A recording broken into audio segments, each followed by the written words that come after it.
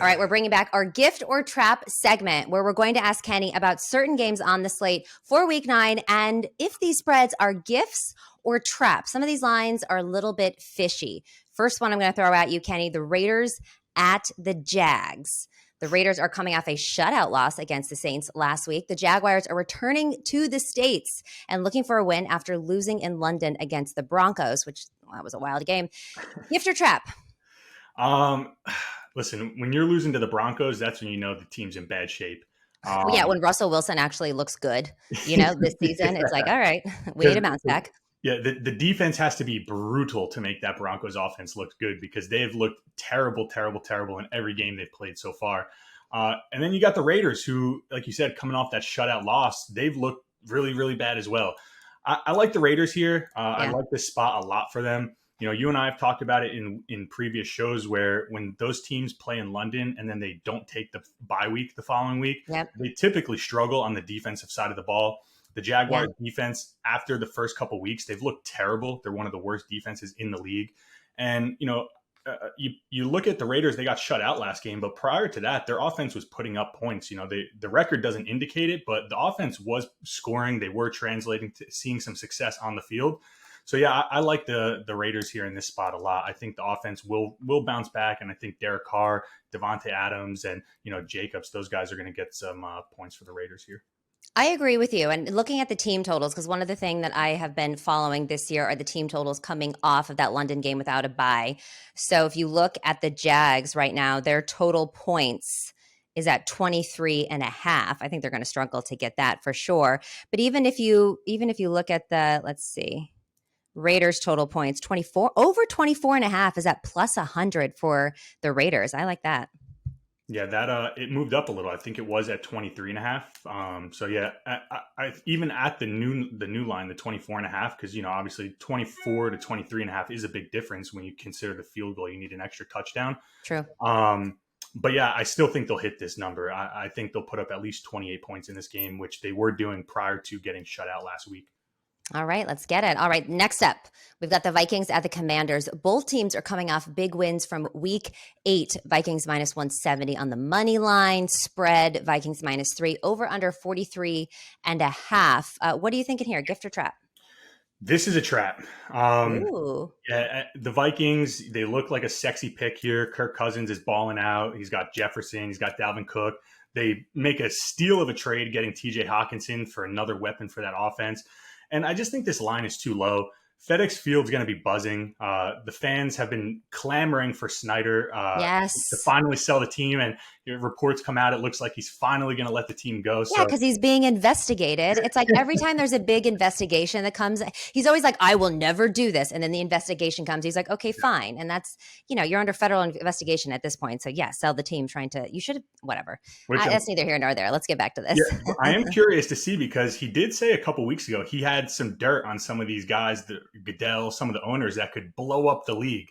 So I'm curious to see how does this play out, right? Like now he's back. He's kind of like a wounded animal cornered.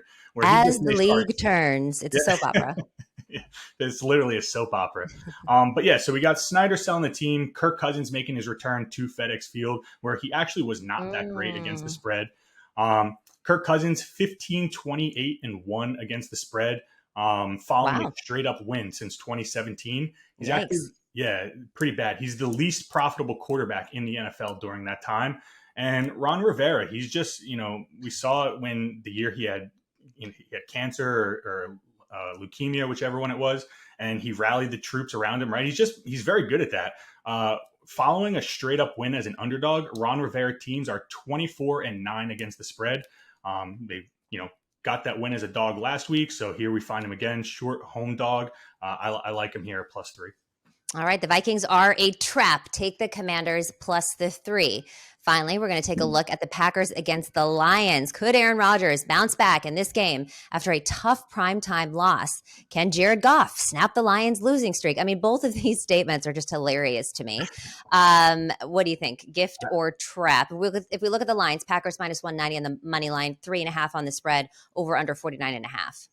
I like your TV voice to try and hype this game up because this game, right? I mean, it's just if Aaron Rodgers can't win this game, then we've got bigger problems. Yeah, yeah. The Packers are in shambles if they can't win this one.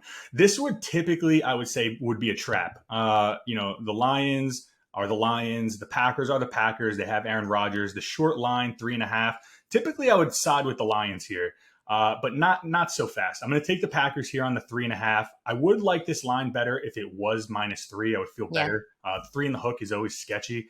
But Rodgers is 18-6 straight up versus the Lions. He's 13-11 against the spread versus the Lions. So, he does dominate the Lions as we would expect. He is Aaron Rodgers. And if you look back to that Sunday night game versus the Bills, obviously they covered, they kept it somewhat close.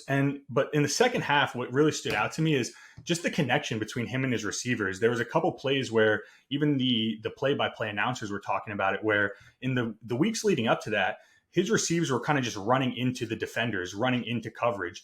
And you saw the rookie wide receiver make a play where he was running into coverage, quickly changed his route, and found himself wide open for a touchdown that Rodgers hit him with.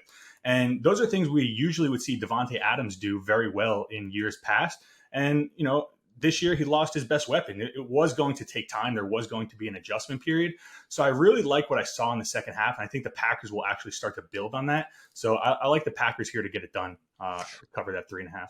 I agree with you on this one. And another thing is they finally got their ground game going. I feel like in years past, because they have Aaron Rodgers, it's been all about the aerial attack, but we really saw them getting their run game together. And so I feel like they're going to use that moving forward. They're finding ways to score again. So I like this too. I like the Packers minus the 3.5. Yeah, and the Lions just, for whatever reason, find ways to lose games. Like I had them last week versus the Dolphins, plus 3.5, coincidentally, and go figure, they're up 21-7. They don't even cover the spread.